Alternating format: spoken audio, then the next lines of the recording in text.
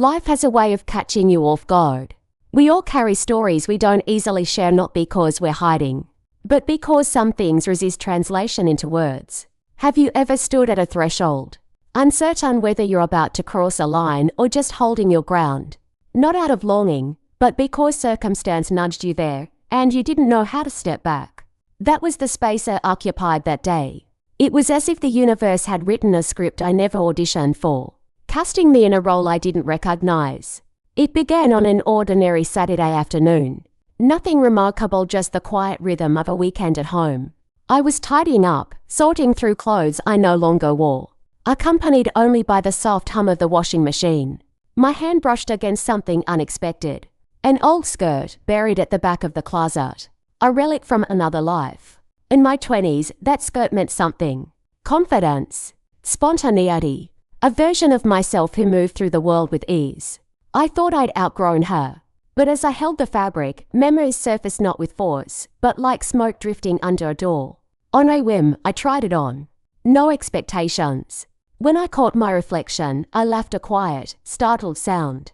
It fit differently now, hugging curves that hadn't existed back then. It wasn't better or worse, just different. I was still standing in front of the mirror when I heard the knock. I wasn't expecting anyone.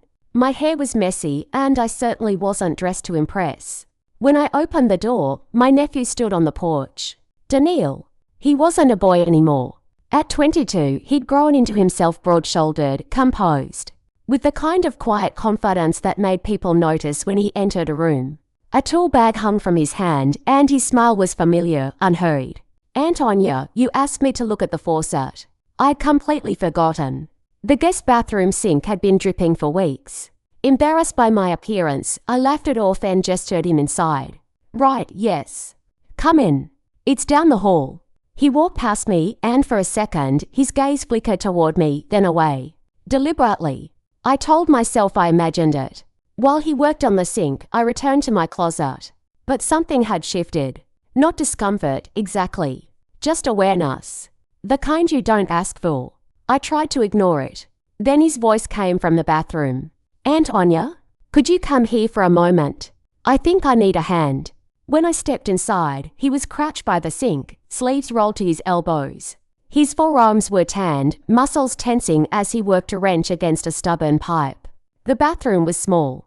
When I leaned in to hold the faucet steady, we were almost shoulder to shoulder. I could feel the warmth of his arm near mine. I tried not to notice. "Almost got it," he murmured. I nodded. The silence stretched. Then he glanced at me. His attention wasn't entirely on the pipe. I caught it, a look that lingered a beat too long, then retreated. Finally, he straightened, wiping his hands on his jeans. "All done.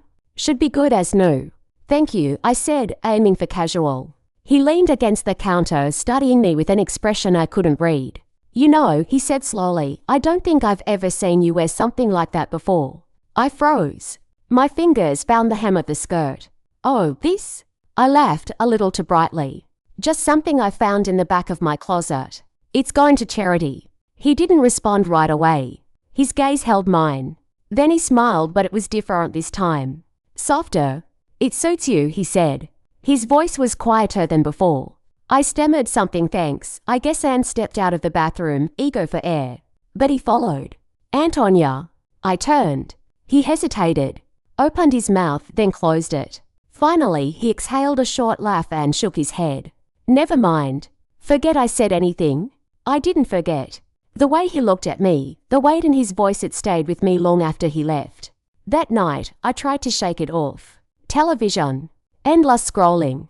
I told myself I was overthinking. Projecting. Reading into nothing. Then my phone buzzed. "Daniil." "Hey, Aunt Anya. Can I ask you something?" I stared at the screen. "Me. Of course. What's on your mind?" His reply came almost immediately. "Daniil, I keep thinking about today. About you." It felt different. "I don't know." My stomach tightened. "Me. I was just trying on old clothes. Nothing special." The typing indicator appeared. Disappeared. Appeared again. "Daniil, you looked really nice." "I mean it." I set the phone down. Picked it up. Set it down again. My pulse was louder than I wanted it to be. "Me. Thanks, Daniil. I appreciate that. I hoped it would end there. But I knew, even as I typed it, that it wouldn't. Daniil, I don't know if I should say this, but I felt something today. Did you? The air left my lungs. This was ground I hadn't prepared for.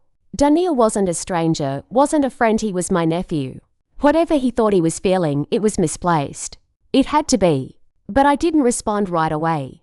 And in that hesitation, something else surfaced. Not reciprocation, not curiosity, but an unwillingness to wound him. So I waited. Daniil. Actually, forget I said that. Don't want things to be weird. Me, okay. It wasn't okay. But I told myself it would be. I told myself he'd move on and we'd return to normal. I almost believed it. He came by again the next morning. I opened the door in my robe, coffee in hand, and found him standing on the porch with his hands in his pockets. No tools this time. No smile. I was in the neighborhood, he said. It was a thin excuse. He lived across town. But I didn't call him on it. He sat on the couch, elbows on his knees, staring at the floor. The air between us felt pressurized. About last night, he began. I didn't mean to make things uncomfortable. It's fine, Daniil. Let's just forget it. He shook his head slowly. I can't. That's the problem. I set down my mug. Daniil, I know it's wrong. His voice was quiet but firm. I've tried to push it down. Tell myself it's nothing. But I can't stop thinking about you. The word hung in the air, heavy and irrevocable. You're my nephew, I said, my voice thinner than I intended. This isn't, it can't be, I know. He looked at his hands. I know what it is. What it isn't. But I had to say it. Keeping it inside was worse. Silence pulled between us. I could hear the clock ticking. The distant hum of the refrigerator. Finally, I stood. I think you should go.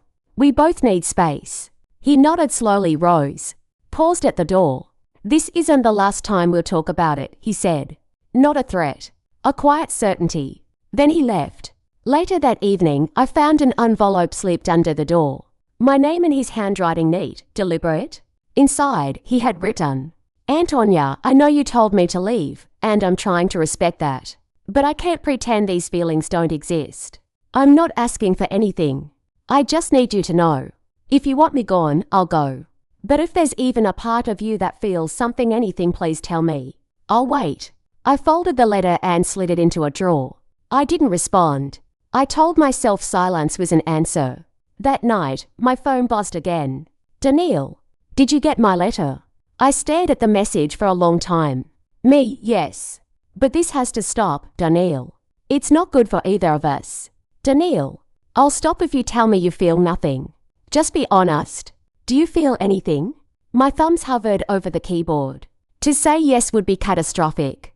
To say no felt like a betrayal of something I couldn't name. Me. You're my nephew. That's all I can say. It wasn't the answer he wanted, but it was the only one I could give. The next day, he appeared at my office. I looked up from my desk and saw him standing outside the glass door, hands in his pockets. Expression taut with unresolved emotion. I stepped into the hallway. Daniil, what are you doing here? You didn't answer my question, he said. Not really. I did answer it. You said I'm your nephew. You didn't say you felt nothing.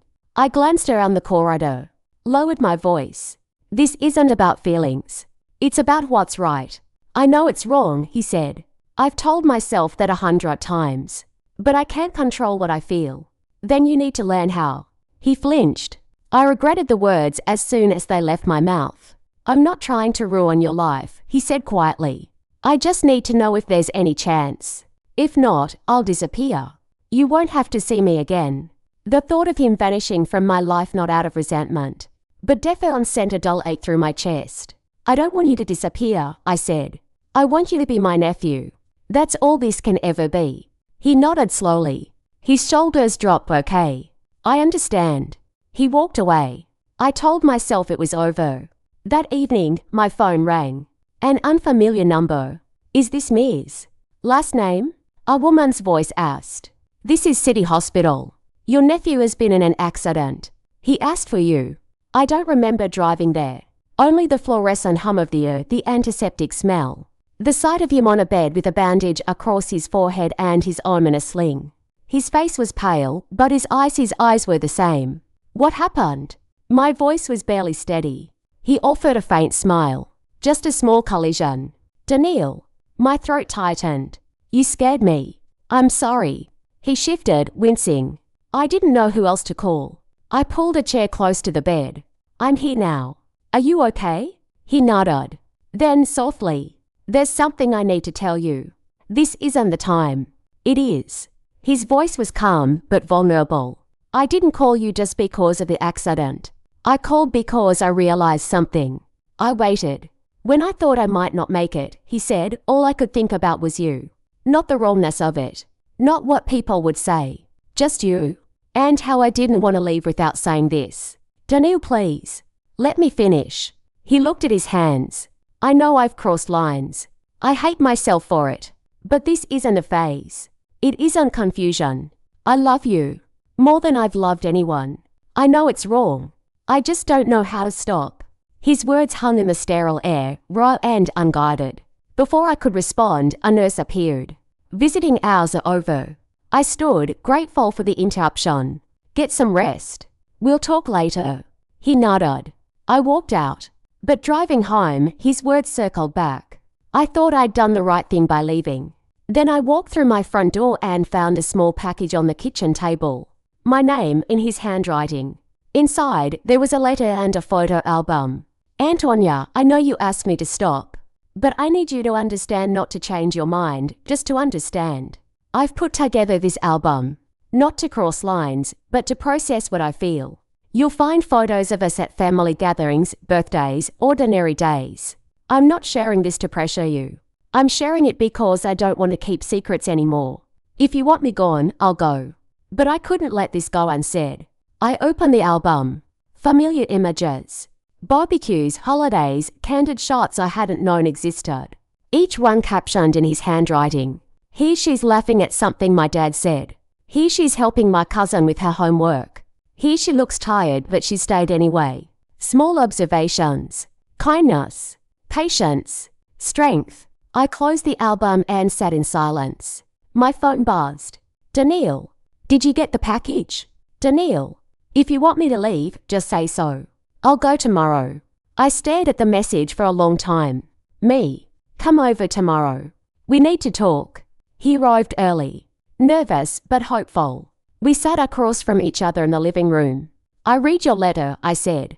I looked at the album. I won't pretend it didn't move me. He waited. But here's what I need you to hear. I leaned forward. I love you as family. That's the truth. What you feel for me is gratitude, admiration, closeness. But it's not what you think it is.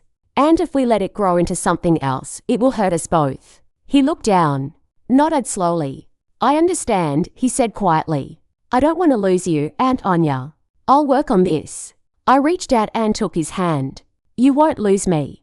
But you need time. Space. Maybe someone to talk to, someone who can help you sort through this. He nodded again. And for the first time in days, something in his face softened. We talked after that about his work, his plans, the ordinary shape of a future. When he left, I felt something lift. Not entirely. Not perfectly. But enough. It wasn't easy. There were awkward silences, careful distances. But Daniil kept his word. He gave us both room to breathe. He started therapy. He rebuilt a sense of self that didn't depend on anyone else's validation. Over time, our relationship returned to something closer to what it had been before. Supportive, familial, clear. I learned that setting boundaries isn't rejection. And he learned that love takes many forms, some of which are more honest than others. Looking back, I'm grateful we found our way through. Not without scars. Not without sorrow. But without losing what mattered most. Each other. Just in a different way than he once imagined.